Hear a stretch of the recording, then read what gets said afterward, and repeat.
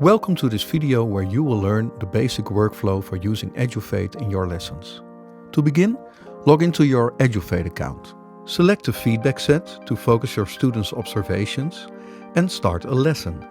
Give it a meaningful name because this is what your students will see when they join.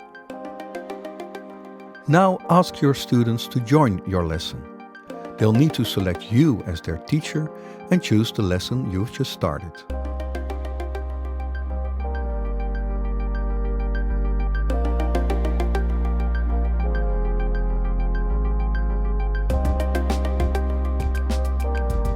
When everyone's ready, select the students who will receive feedback from you and their peers.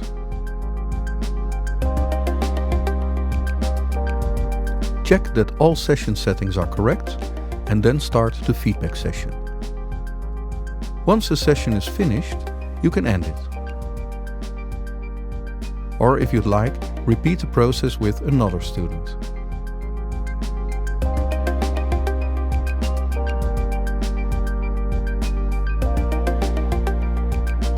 Finally, when all feedback sessions are complete, you can end your lesson.